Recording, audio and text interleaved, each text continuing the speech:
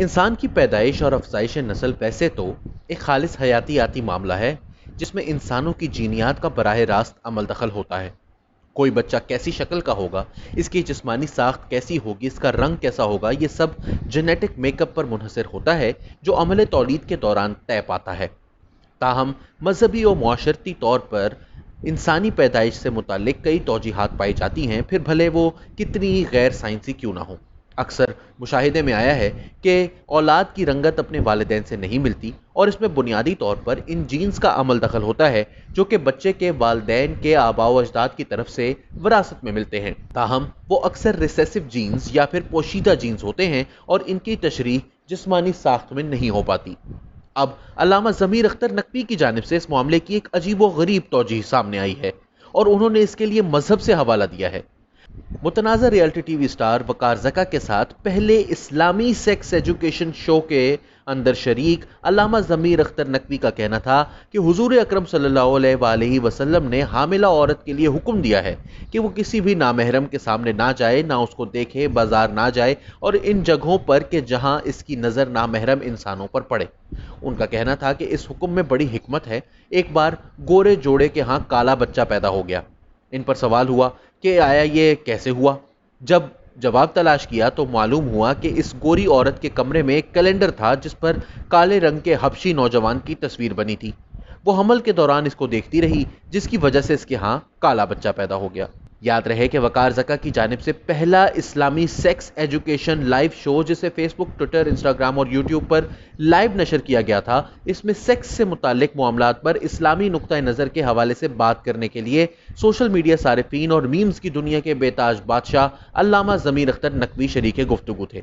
इसे सहरी से कुछ देर कबल लाइव नशर किया गया और इसमें सुहाग रात, सेक्स के तरीके, माजूर बच्चों की पैदाइश और इसका सद्देबाब, पैदा होने से कबल ही बच्चे को कैसे गोरा किया जाए, जचगी के दौरान औरत की खुराक समेत दीगर अहम नौइयत के सवालात के जवाब दिए गए। इस शो में बताया गया कि इस वक्त मुसलमान नौजवान जोड़ों का एक बड़ा मसला माहवारी के दौरान सेक्स का मसला है, जिसके हवाले से जोड़ों को इस्लामी तालीमात का इदराक नहीं, जिस पर अल्लामा ज़मीर अख्तर ने अपनी राय से आगाह किया।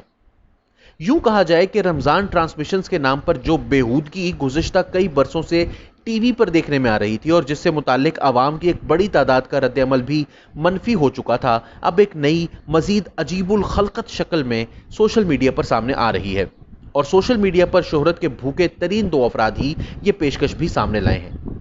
मसला ये नहीं कि इन मामलात पर बातचीत हो रही है, इन पर बातचीत तो होनी ही चाहिए। ये सवालात पूछने और इनके जवाबात देने में किसी को कोई आर महसूस नहीं होनी चाहिए ताकि सेक्स महफूज हो और ऐसा कोई अभाम ना रहे जिसके बाइस पेचीदगियों का अंदेशा हो। लेकिन क्या इस सिलसिले में मुकम्मल तौर पर साइंसी और इल्मी हकाइक से बेबहरा अफराद को बात करने की इजाज़त होनी चाहिए?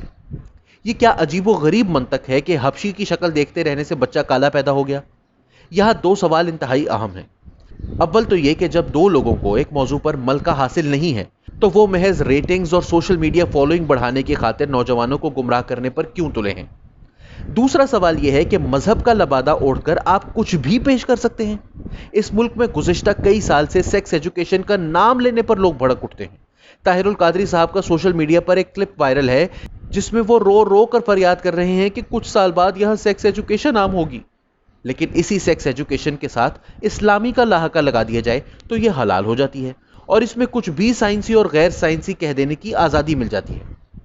सोशल मीडिया पर तनकीद पर तो वज़ीर आज़म साहब और इनकी काबीना कदगने लगाने के लिए नित नए कवानीन तराशते रहते हैं, लेकिन इसी सोशल मीडिया के ज़रिए ये जहालत फैलाने की मुकम्मल आज़ादी क्यों? FIA को चाहिए कि इस किस्म के कंटेंट और इस किस्म की हरकतों पर भी कार्रवाई करे ताकि सोशल मीडिया आम सारिफीन के लिए महफूज बनाया जा सके।